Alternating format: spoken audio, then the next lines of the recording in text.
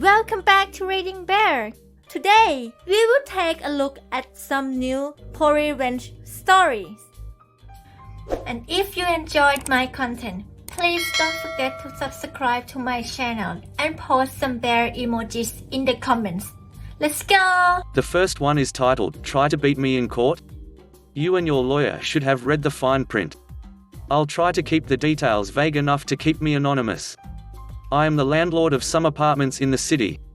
I sign the lease agreements and go over the basics with tenants, although they don't usually want me to spend hours delving into the fine print.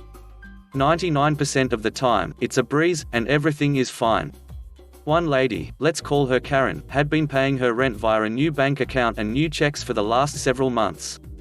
All of a sudden, we got several chargeback fees on our account. She had put a stop payment on the checks and closed the account. I immediately called her. Hey, Karen, it looks like your checks bounced for the last few months. I just wanted to make sure everything is okay. Karen, oh no. I promise I'll get this fixed. Okay, you've been a good tenant in the past, so I'll give you a month. Needless to say, a month passed, and she didn't pay. So I called her again. Hey, Karen, we still haven't received payment, so I'm afraid we'll have to file for eviction. Karen, oh god no, I'm an old woman, I can't afford to be evicted. I'm trying so hard to pay. Can you give me another shot? As long as you pay before the court date, the eviction doesn't have to go through. The court date arrives, and guess who hasn't paid yet? At court, the judge rules for a 24-hour notice to vacate. Karen, in tears, comes up to me afterward. Karen, can you please give me another chance? I can't afford to go anywhere else. I'm sorry, Karen, but the only way I could do that is if you paid off the debt, signed a new lease agreement, plus a first month's rent, plus a new security deposit. And I don't think that's going to happen. Goodbye. So I left, and I thought that was that. My maintenance guy would come in a few days to do the inspection and clean up, and then we'd put it on the market. He shows up a few days later, and there's a problem, they're still there.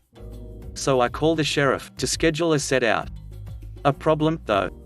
According to the sheriff, the 24-hour notice was no longer valid, as we had struck up a deal afterward, so the court had reversed the eviction decision. I had no recollection of having decided that this would happen. I called the court, and they informed me that the eviction was no longer valid, as apparently, I told the sheriff that I was giving her more time, invalidating the decision, etc. What happened was that Karen had called the sheriff, and told him that the court had reversed the decision, because of a non-existent deal. She had then called the court and told them that the sheriff could not evict her, as I had waived the notice. And she had used my words, twisting my denial of an extension into a deal. I tried to give her the benefit of the doubt. I sent Karen a copy of a new lease agreement, asking for the debts, in addition to rent for a first month, and a new security deposit. Her lawyer then contacted me. Yes, she had the money to hire a lawyer, somehow, informing me that, in fact, her old lease agreement was still valid, as my deal, the one that would require a new lease agreement, invalidated the eviction decision. So I filed for eviction, on the grounds that she had not paid for several months now, 5 to be exact, and therefore had invalidated her old lease agreement. And then, I read her old lease agreement. I already know these contracts pretty well, but as I said, I don't usually delve into the minutiae. This time, I did. We show up at court. Karen has her lawyer. Karen is bursting, grinning like a fool, like she's won the lottery. Her lawyer looks fairly happy as well. The judge asks me to speak. I would like Karen to leave the apartments, but she is refusing, despite the fact that according to the court's last decision, she should have left over a month ago now. Judge, and Miss Karen? Lawyer, Miss Karen cannot be ejected from her home without a new notice. Yes, she has not yet paid past due rent, however, she and the landlord struck up a deal, giving her the time she needed to pay via verbal agreement. This deal made directly after the last court date invalidated the last decision, so Miss Karen will require a new decision, and therefore, a new notice before she can rightfully be evicted from her home. Until then, her lease agreement is still valid, insert legal crap. Judge, and landlord? What do you have to say? Well, Your Honor, I have to agree. They have made a very, very compelling argument. Karen and I did indeed make a deal, giving her the time she needed to pay. And yes, her old lease agreement is still valid, I guess. Well, according to the terms of the still valid lease, there are some additional things that the court needs to be aware of, that I'd like to go over for clarification. I'm sure you have a copy, Your Honor? Judge: Yes, I do. Me: And you have a copy, lawyer? Lawyer: Yes, I do. Me: Excellent. Well, Your Honor, if you look at Section 4, subsection A, on page 2, you will see that after 10 days of non-payment, a late fee of $100 is applied. If you continue reading to subsection B, you will see that after 15 days of non-payment, additional late fees of $10 per day are applied, until full payment is rendered. If you continue to subsection C, you will see that failed payments necessitate a chargeback fee of $50 per failed payment. If you will continue, Your Honor, to page 4, section 7, subsection F, you'll see that if a tenant is in any way responsible for a loss of rent, including leaving an apartment in less than move-in ready condition, failed payments, or, lastly, refusal to vacate in the case of an eviction, the tenant is responsible for payment of said loss of rent, in addition to any other debts owed. In addition, on page 8, section 14, subsection A, you'll note that the tenant is responsible for any and all legal fees resultant from the eviction process, including attorney's fees, such as for the attorney I hired to help me review this lease agreement. Finally, on page 10, the last page, section 17, subsection B, you will see that the tenant is responsible for all HVAC services rendered on their unit. As we sent in a company to fix the unit in Karen's apartment at her request, we have the invoice here for the replacement unit in addition to the totals for all of the fees listed. At this point, the lawyer has gone completely pale. It's clear that he was more concerned that I would fight the whole deal thing than the terms of the lease he thought he'd have to fight to keep valid. Karen looks utterly shell-shocked, her mouth slightly agape, like a child confused by a game of peek-a-boo. The judge, meanwhile, is completely unfazed, until I hand her the invoice, alongside my maths, a spreadsheet, and a piece of paper with the total debt owed circled and highlighted at the bottom of the page. Her eyes widened to the size of her mouth, as her jaw dropped with an audible gasp. Me: As you can see, Your Honor, the total owed is in excess of $16,000. I will happily accept the payment in the form of a cashier's check. I'd hate to have to charge yet another $50 fee for failed payment, should another personal check bounce. Judge: Lawyer, do you have anything to say? At this point, the lawyer looks like he's about to pass out. Karen seems to have stopped breathing. The judge remains silent for a moment and then collects herself.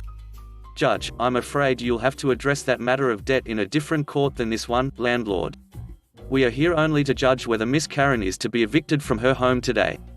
Me: Oh, if she wants to stay, I'd be happy to let her. As long as she agrees to continue to abide by the terms of the lease agreement, specifically those clauses outlined above, and pays the debt owed today.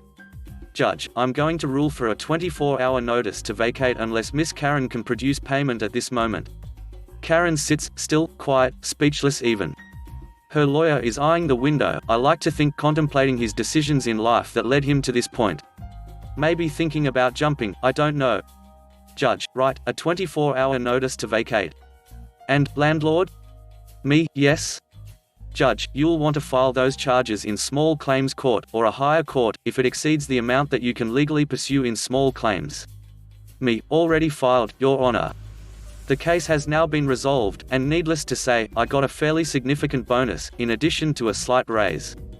I then used the terms of her old lease to get a payout of, at the end of it all, about $20,000, and my boss gave me a big chunk of it as a bonus. Boom. The next one is titled, Take Advantage of Me? I'll show the world your true colors. I have had migraines since I was 3 or 4. Sometimes they start slow and sometimes they hit like a hammer. I can be instantly unable to function if they hit quickly. In college, this could be a huge problem. The only available medications just knocked you out so you didn't care that you hurt and wanted to vomit. My freshman year, 1987, I was at a party for my roommate's boyfriend's birthday. I had never had champagne and didn't know it was a migraine trigger. I took a sip or two of champagne and instantly got a migraine. We were at someone's house about 20 minutes away from the dorm. My roommate didn't want to leave the party, so she arranged for a guy she knew to drive me home. She had no idea what he was really like. She just knew him from a few parties. On the drive that I thought was to my dorm, this guy pulls over on the side of the road in an undeveloped area. No one was around. He sexually assaulted me and left me on the side of the road. I didn't even know where I was, much less how to get back to the dorm or to a hospital. After a while, some lady found me curled up on the side of the road. She thought I was dead. Cell phones were not a thing, so she half lifted me into her car, wrote down where she found me and drove me to the nearest hospital. I could barely speak enough to tell the hospital people my name. I was beaten black and blue by this guy. The hospital knocked me out for about 8 hours with pain meds and muscle relaxers, once they were sure I didn't have a head injury. He only hit me in places that it would not show. My roommate didn't get home until about a day after I did. She was staying at her boyfriend's dorm room. She probably wouldn't have come home as early as she did, but her parents called at the same time every weekend and she had to be home for that. She was shocked when she saw how beat up I looked. I asked her how she knew that guy and learned she didn't really, he was just at a party now and then. I wasn't happy with the situation, or that she let some creep she barely knew to drive me somewhere. She felt really guilty, but guys don't advertise that they like to take advantage of girls. She did have some information on the guy. He didn't live in our city but instead went to a really Christian school with a great law school. He was in law school and was visiting for the party. His dad was a really well-known lawyer for a televangelist's church. That was the beginning of what I learned about him. Remember, the internet was in its infancy and social media did not exist. I called some other people who knew him from the party and got some information from them. I got his girlfriend's name. Then I went to the library and learned about this girlfriend, the church, the law school, the college he was at, etc. I had photos from the hospital. I had declined to press charges because even then I knew that it would be hard to prove. Even with all the bruises. It would be my word against his. He was from a good family and went to a Christian college and law school. My family was not prominent, and I was wearing a miniskirt that night. At the time, it was normal for lawyers to smear victims based on what they wore, if they had a drink, especially if they were under 21, etc. I didn't want to have to deal with all of that. I just wanted to ruin his life without having it ruin mine. I got phone numbers for the dean of his law school, the head of the college overall, for his father, for his girlfriend, and for the person who owned his apartment complex. He lived in some fancy apartment owned by a guy who was a big donor to the college. It was for people getting master's or law degrees or medical degrees after they already had bachelor degrees. The apartments were given out as a type of scholarship to the school, and they were supposed to be really nice. I never went there, so I don't know firsthand what they are like, but I heard about them from this guy's friends. I wrote some letters, including tear stains that made some of the writing blur a bit. I included copies of the photos of my bruises. I said that I didn't want to press charges because I knew it would be an embarrassment to the college, law school, televangelist, his parents, whichever one fit the person I was writing to. I just thought they ought to know because he could harm a member of their family, congregation, school. He could also be a huge publicity nightmare if he did this to someone else, and I didn't want that because I believed in their message sent to the church and the school. I called the girlfriend, her number was in the phone book, and told her that her boyfriend sexually assaulted and beat me. She cried, and said he had beaten her too, but she thought it was her fault. I told her the violation was not my fault, I was trying not to puke when he attacked me. I told her to stop seeing him and have nothing to do with him if he treated her that way. She said that her family would be upset as he was from such a good family and he was so well thought of at the law school. I didn't tell her that I was working on ruining that for him. I sat back and waited for things to happen after I mailed the letters. His family was shocked but not surprised. They wrote me an apology, saying he had been in trouble before but they thought he had gotten better after the church intervened in his life. Apparently, he hadn't, and they were cutting ties to him. The man who owned the apartments actually called me. He wanted to hear what happened from me so he could figure out if I was telling the truth. So I told him what happened and why I didn't press charges. He believed me and started eviction proceedings. A representative from the church called me to ask me to stop telling lies about the guy. I told them that they shouldn't protect someone like him and to ask girls he dated how he behaved because his girlfriend told me that he beat her when he got angry. They were shocked. I never heard from the college, but the dean of the law school called me. He asked if I told the truth and assured him that I had. DNA wasn't commonly used, it was first used in a criminal case that year, so it was my word vs his word. Just the accusation was enough to have the guy kicked out of law school, especially with the photos of my bruises and the tear stains on my letters, which was the reason I wrote them out by hand and let myself cry while I wrote them. Apparently, those accepted to that law school should be above reproach. I don't know if they would have handled it the same way if I tried to prosecute the guy, but since I was trying to keep it quiet so I didn't harm the school's reputation, it meant I was a good Christian girl who could be believed. I was actually surprised that the letters had so much success. I expected his father to send a letter telling me to stop slandering, libeling his son. The letter saying they were cutting all ties to him was a surprise, but a good one. Sadly, it indicated that I was probably not the first to accuse him. About a year later I found out he was working for a company installing carpet in homes. I called that company and told them that they were sending a bad person into people's homes. I even offered to send photos of the bruises if they wanted them. The woman that I spoke to was horrified. Just the idea that he had been accused, and that I cared enough to call when I learned he was going into people's homes was enough for her. I learned that not only did the company fire him, but they also called other companies and told them what a liability he would be if they hired him. He had started to drink heavily by that point, at least according to the friends who knew him at my school.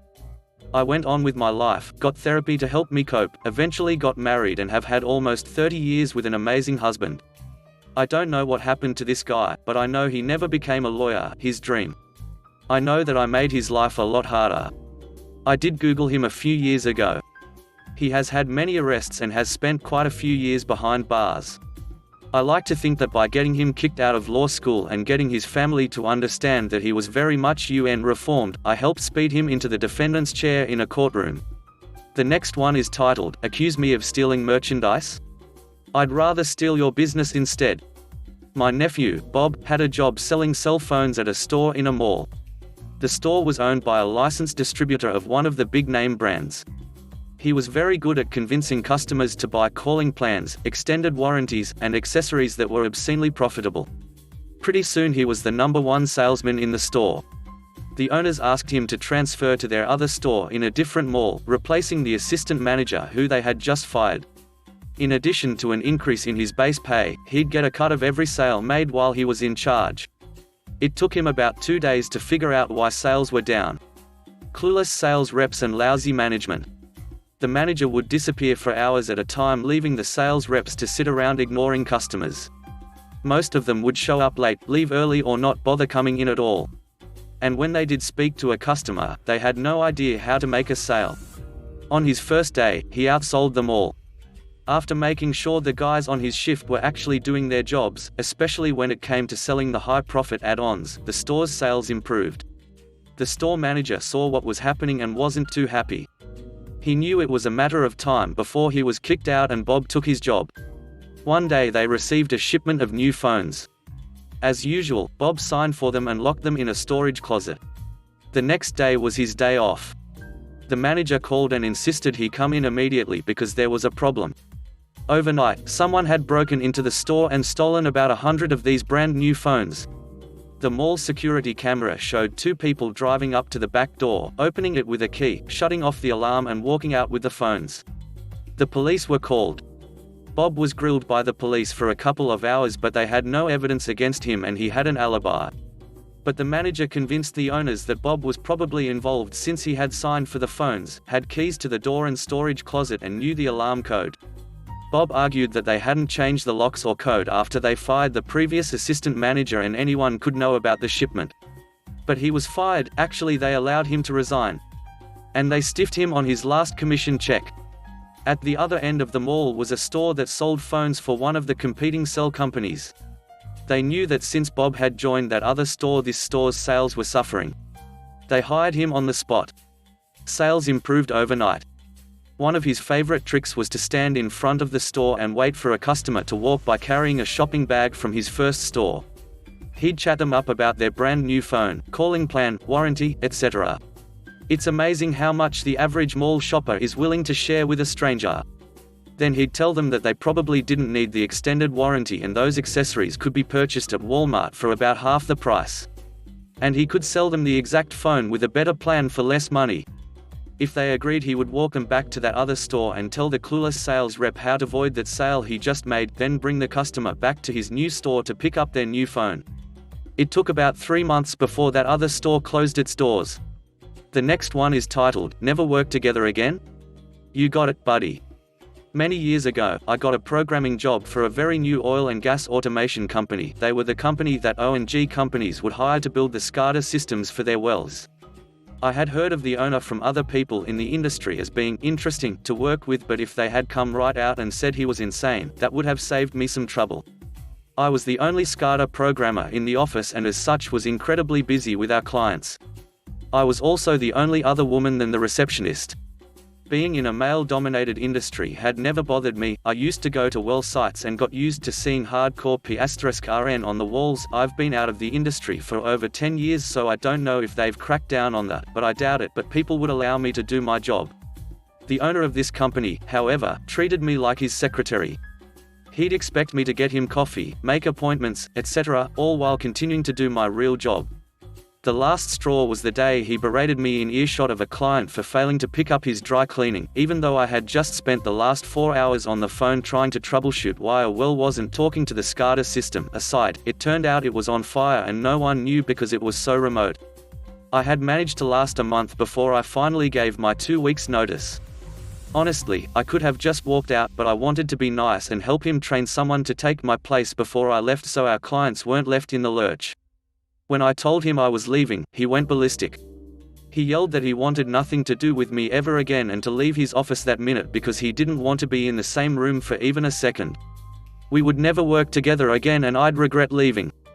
He was still yelling when I turned around and left the building without saying anything. Less than a week later, I had a new job with an actual oil and gas company. Fast forward a few months and I loved my job. I was on a very busy team that dealt with many of the company's well sites. We had so much work, in fact, that we had to consider bringing in outside contractors. Because I knew the systems we were dealing with better than anyone on the team, I was put in charge of assisting the department manager in choosing an automation company to bring in. Being one of the larger O&G companies meant we were courted by every support company, so we had a ton of bids to go through for this job. One of the lowest bids was, of course, Insane ex-manager's company, so he was called in for a meeting. The department manager was running late that day, so she didn't get a chance to brief me as to whom we were meeting before we walked into the conference room, or I would have given her a heads up. We walked in and the automation company owner's face lost all color when he realized who he was meeting with. Before either the department manager or I could so much as say hello, he started sputtering that there was a misunderstanding between us and he had no hard feelings if I didn't. I told him that I had no hard feelings against him, but in his own words, we would never work together again. He was right. The last one is titled, "She held a grudge for so many years that when she had her revenge, it unfolded naturally." My first real boyfriend, we kissed instead of just holding hands, kissed another girl and dumped me for her when I was a freshman in high school. She had actively pursued him although she knew he had a girlfriend, so I blamed her rather than him. I know. Fast forward 4 years, I was a volleyball player throughout college. In the off-season, I played in a city women's league and a co-ed league as an outside hitter. My team played a new team with a familiar face. She didn't recognize me, different high schools, but I immediately recognized her. My team setter kept giving me amazing sets and I kept slamming the ball over the net, just waiting for my shot. Finally, she was in the back row and my setter set me up. I hit the ball and the boyfriend stealer stepped into the hit. It bounced off her foot, and went straight up into her face, and broke her nose. Thanks for listening.